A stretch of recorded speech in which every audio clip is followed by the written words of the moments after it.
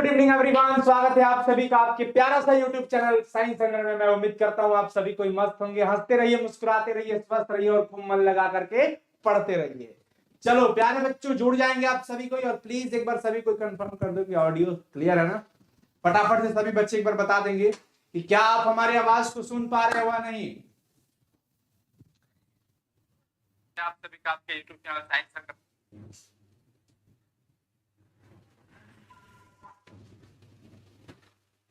फटाफट से बच्चों।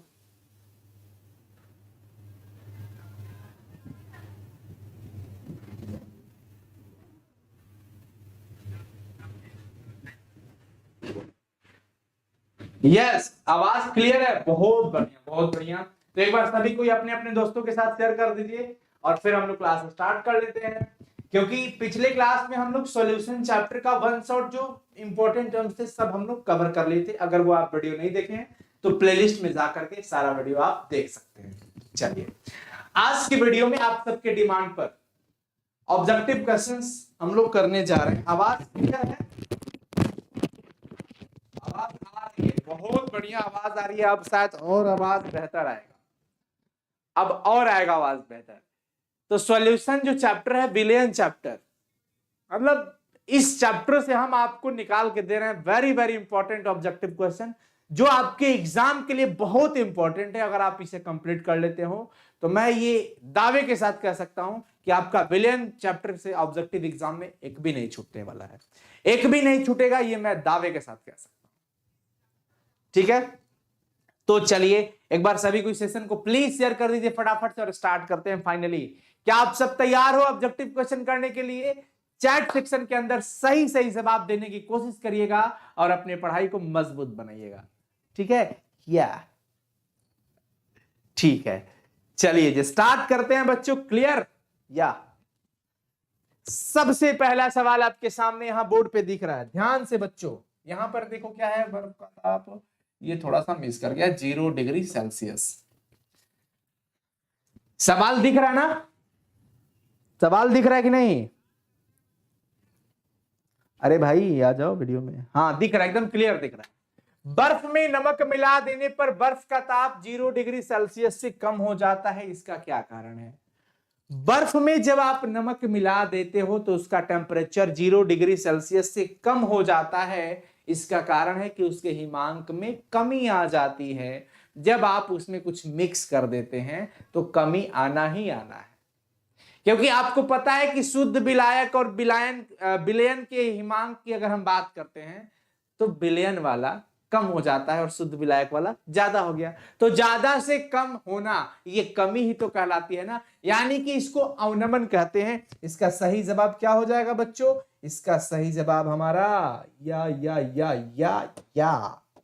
ऑप्शन सी, ऑप्शन सी, हिमांक का अवनमन।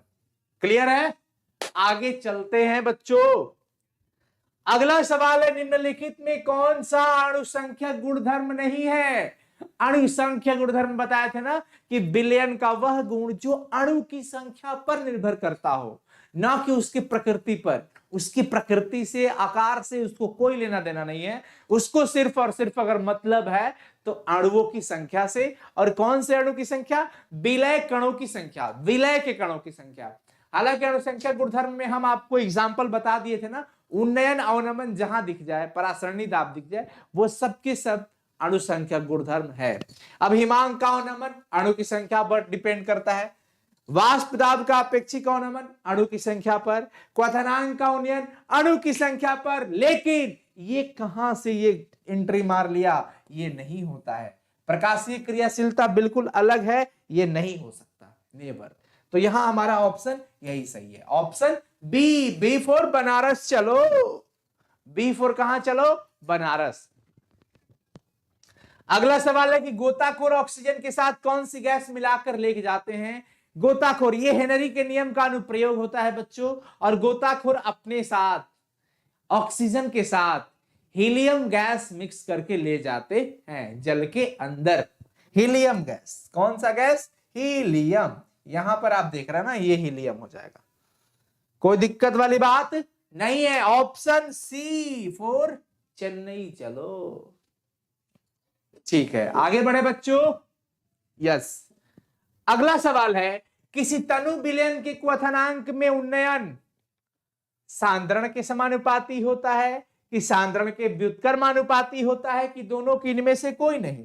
हमारे रोवल चाचा, आपके रोवल चाचा क्या बताए थे कि डेल्टा टीबी यानी जो क्वथनांक में उन्नयन होता है ना, क्वथनांक की जो वृद्धि होती है बच्चों, वो डिपेंड करता है उसकी सांद्रता पर, यानी कि वो सांद्रता के सीधा समानुपाती होता है, डायरेक्टली प्रोपोर्शनल होता है, यानी कि सांद्रण के समानुपाती। ये रॉवल्ट का नियम था, ये क्वथनांक के लिए भी लगता है और हिमांक के लिए भी लगता है। तो यहां ऑप्शन ए सही हो जाएगा बच्चों, ऑप्शन ए सही हो जाएगा। अगला सवाल है कि समुद्र जल का परासरणी दाब लगभग 30 एटीएम होता है, याद रखने का, ये लगभग 30 एटीएम। परासरणी दाब बढ़ता है जब, कब? परासरणी दाब यानी फॉर्मूला निकालते हैं अब, पाई भी बराबर एनआरटी, पाई भी बराबर एनआरटी। ये देखो ना, पाई सीधा समानुपाती किस पे जा रहा है? टेम्परेचर पर, यानी कि जब हम टेम्परेचर बढ़ाएंगे ना तो पाई का वैल्यू भी बढ़ेगा। और पाई क्या है बच्चों? पाई परासरणी दाब ही तो है। पाई क्या है? परासरणी दाब। तो फाइनली हम कह सकते हैं कि परासरणी दाब बढ़ता है कब? जब ताप बढ़ता है तब। काहे से कि आयतन बढ़ने पे तो नहीं होगा भैया, पाई बराबर एनआरटी बटा में भी आ जाएगा। तो आयतन, पाई को बढ़ाने के लिए आयतन तो कम करना पड़ेगा, लेकिन यहां तो ऐसा कुछ है ही नहीं। तो ये सीधा किस पे? टेम्परेचर पर। ऑप्शन ए फॉर इलाहाबाद घूम लो। अगला सवाल है, अनादर्श विलयन योग नियम का पालन करता है? बिल्कुल नहीं करता है। अनादर्श, एक मां के दो पुत्र, एक फूल और एक कांटा। एक कहता है तुम्हारी बात मानेंगे, दूसरा कहता है तुम जो कहोगे वो तो बिल्कुल नहीं मानेंगे, उल्टा चलेंगे।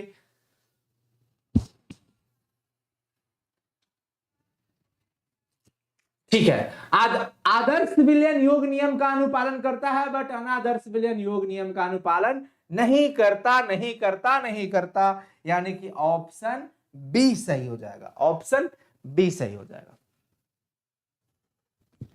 अगला सवाल है बच्चों, पीवी बराबर एसटी में एस का मान किसके बराबर होगा? में एस का मान, अब देखो पीवी बराबर एसटी है, ठीक है। हमने क्या पढ़ा है कि पीवी बराबर एन आर टी होता है। चलो भाई, यहां कुछ नहीं है तो 1 है, तो हमने समझ लिया कि एन का वैल्यू 1 मोल हो गया, आर की जगह पे एस हो गया, और टी के जगह पे टी है, पी के जगह पे पी है, भी के जगह पे भी है। लेकिन भैया एस का मान किसके बराबर जा रहा है? जरा देखिए तो, एस का मान आर के बराबर जा रहा है, यानी कि ये आर के बराबर होगा। और आर क्या होता है बच्चों? आर होता है गैस नियतांक। आर क्या होता है? गैस नियतांक होता है। तो ऑप्शन ए सही है, ए फॉर इलाहाबाद। चलिए अगला सवाल है कि विलयन में विलय तथा विलायक के मूल प्रभाज का योगफल कितना होता है? मैं आपको बताया था कि विलय का मूल प्रभाज और विलायक के मूल प्रभाज का योगफल निकालोगे तो हमेशा क्या आएगा? एक आएगा, क्योंकि विलय के लिए छोटा एन बटा में एन प्लस एन, प्लस विलायक के लिए बड़ा एन बटा में एन प्लस एन। इसको सॉल्व करने के बाद एन प्लस एन बटा में N plus N value cancel out हो जाता है, तो फाइनली क्या मिल जाता है? 1। तो ये ध्यान रखने का बच्चों, ये 1, यानी कि ऑप्शन ए सही हो जाएगा। कोई दिक्कत न वाली बात नहीं है, समझ आ रहा है ना? यस। अगला सवाल है कि निम्न में कौन सा आदर्श विलयन है? मैं आपको बताया हूं कि आदर्श विलयन के लिए संरचना बहुत ही समानतः, मतलब बहुत समान होता है, बहुत मैच करता है, यानी कि सिमिलर स्ट्रक्चर्स वाले कंपाउंड जो होते हैं ना, दो अलग अलग यौगिक अगर सिमिलर स्ट्रक्चर लगभग रखते हैं तो वो आदर्श होते हैं। जैसे इथाइल ब्रोमाइड तो इथाइल क्लोराइड, ये दोनों आपस में विलयन, आदर्श विलयन होंगे, क्योंकि ethyl bromide, ethyl chloride, ethyl ethyl है ही, ब्रोमाइड की जगह पे क्लोराइड है, तो इसमें भी समानता है क्योंकि दोनों हैलोजन है। तो उस प्रकार से यहां पर देखिए एथिल अल्कोहल, ये तो होगा नहीं, ये तो सिंगल ही है तो ये भी नहीं होगा। क्लोरोफॉर्म और बेंजीन बिल्कुल नहीं होगा, क्योंकि बेंजीन रिंग स्ट्रक्चर में एरोमेटिक है और क्लोरोफॉर्म कहां? एलिफेटिक, तो ये तो बिल्कुल नहीं होने वाला है। हाँ, बेंजीन और टॉल्विन सही है। क्योंकि बेंजीन का स्ट्रक्चर आप देख रहे हो ना, ये ऐसे यहां पे H लगा हुआ है। टॉल्विन का स्ट्रक्चर भी आप देख रहे हो कि यार ऐसे में CH3 लगा होता है। तो ये बहुत हद तक संरचनाएं समान है। तो इसको हम क्या कहेंगे कि ये अपना वाला जो बेंजीन और टॉल्विन का मिश्रण होगा, जो विलयन बनेगा, ये आदर्श विलयन होगा। लेकिन बाकी के तीनों पापड़ हो जाएंगे, यानी कि ये अनादर्श है, ये आदर्श नहीं है। और ये तो कुछ भी नहीं है, क्योंकि आदर्श के लिए कम से कम 2 होना चाहिए, विलयन की बात हो रही है ना। तो बेंजीन और टॉल्विन सही है। अगला सवाल है कि दो द्रवों का एक मिश्रण जो स्थिर संगठन पर उगलता है उसको एजियोट्रॉपिक मिश्रण कहते हैं। क्या कहते हैं बच्चों? एजियोट्रॉपिक मिश्रण। एक इसी में परासरण दाब को लेकर के आ जाता है। ए और बी अगर दो अलग अलग है, अगर ये 2 चीज हो सकता है, हाइपरटोनिक, हाइपोटोनिक, आइसोटोनिक। मैं बता देता हूं, हाइपरटोनिक, हाइपोटोनिक, आइसोटोनिक, अल्प परासरी, अति परासरी, सम परासरी। हाइपरटोनिक किसको कहते हैं? हाइपरटोनिक, हाइपोटोनिक और आइसोटोनिक। बराबर हो गया दोनों का तो सम परासरी, एक का ज्यादा हो गया तो अति परासरी और कम हो गया तो अल्प परासरी। ये एजियोट्रॉपिक हो जाएगा।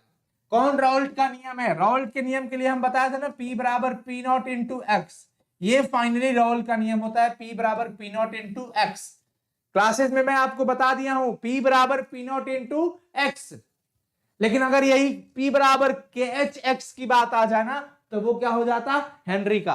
कह रहे कि विलयन के अणुसंख्या गुणधर्म वे गुण होते हैं जो निर्भर करते हैं किस पर?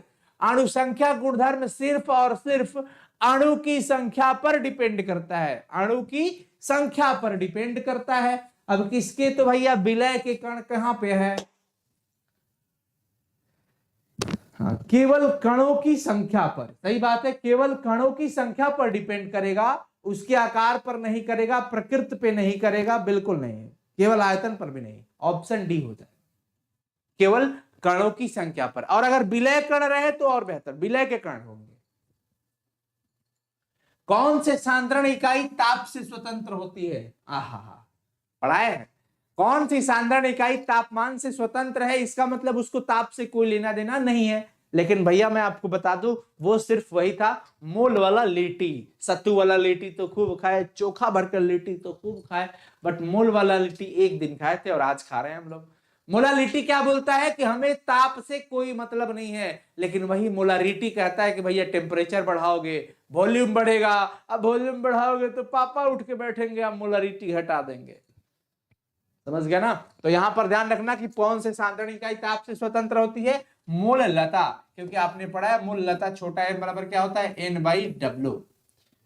n क्या होता है? n हो जाता है विलय का मोल, विलय का मोल, और बट्टा में ये W जो हो जाता है वो विलायक का द्रव्यमान kg में, विलायक का द्रव्यमान kg में मोल लता हो जाएगा बच्चों। अगला सवाल है प्यारे बच्चों की, अपेक्षिक वाष्प दाब का अवनमन क्या है? वाष्प दाब का अवनमन तो पता है P नॉट माइनस PS, लेकिन जब अपेक्षिक की बात आ जाए तो नीचे P नॉट जरूर लगाने का। P not minus PS by P not, ये पता है ना आप सबको? बताओ कोई दिक्कत?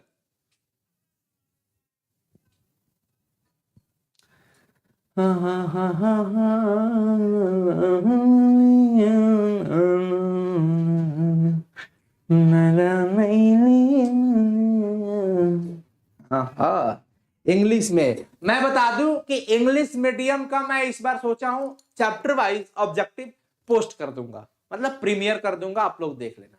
जो इंग्लिश मीडियम के बच्चे होंगे, अरे भाई कहां जा रहे हो, ए जाओ इधर उधर, भटको मत, बच्चे इधर बैठ रहे हैं तुम भाग रहे हो। समझ गए बच्चों? इंग्लिश मीडियम वाले बच्चों से विनम्र अनुरोध है कि आप विश्वास बनाए रखें, चैप्टर वाइज आपको मैं ऑब्जेक्टिव दे दूंगा। तो अपेक्षिक वाष्प दाब P not minus PS by P not. अगला सवाल है कि विलयन के अणुसंख्यक गुणधर्म का उदाहरण कौन है? क्वथनांक का उन्नयन होगा।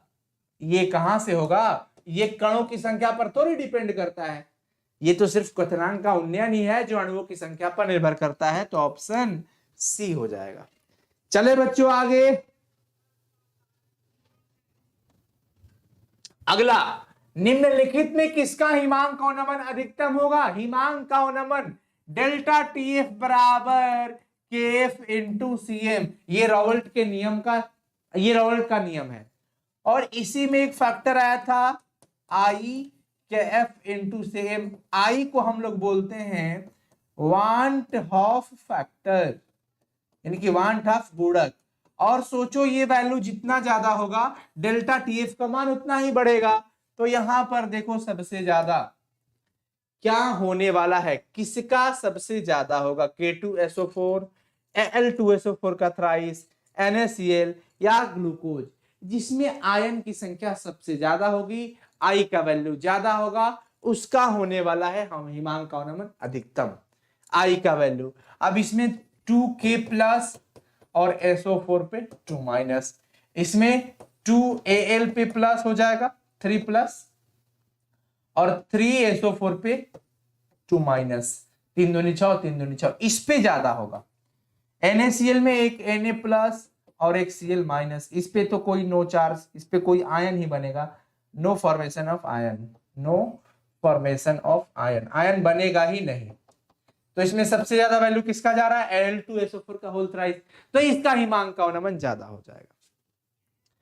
अगला सवाल है, विलयन में संगुणित होने के लिए, विलयन के लिए वांट ऑफ का फैक्टर का वैल्यू देखो। संगुणन दो चीज होता है, या तो विघटन मतलब टूटना, नहीं तो संगुणन। तो संगुणन के लिए 1 से कम होता है और विघटन के लिए 1 से कम। अगला है आइसोटोनिक। आइसोटोनिक को हिंदी में क्या बोलते हैं? समपरासरी। परासरी सम हो, यानी कि जिसका समान हो परासरणी दाब, तो जिसका परासरणी दाब समान हो। देखो आइसोटोनिक विलयन वो होते हैं जिनके बराबर होते हैं, क्या बराबर होते हैं भाई? परासरणी दाब जिनके बराबर होंगे। आइसोटोनिक समपरासरी, समपरासरी जिसका परासरणी दाब समान होता है ना, उसको बोलते हैं आइसोटोनिक। तो ये क्वेश्चन में कह रहा है ना कि आइसोटोनिक वे हैं, कौन है भाई? वे जिनके बराबर होते हैं, क्या बराबर होते हैं? तो परासरणी दाब, ऑस्मोटिक प्रेशर। अगला सवाल है, जलीय विलयन के ताप में वृद्धि करने पर किसमें कमी आ जाती है? अब सोचिए, जब अगर आप टेम्परेचर बढ़ाते हैं तो वॉल्यूम भी बढ़ेगा। टेम्परेचर बढ़ाओगे, किसी भी चीज को गर्म करते हो तो मॉलिक्यूल्स उसके एक्सपैंड करते हैं, बढ़ते हैं, फैलते हैं, तो आयतन बढ़ जाता है।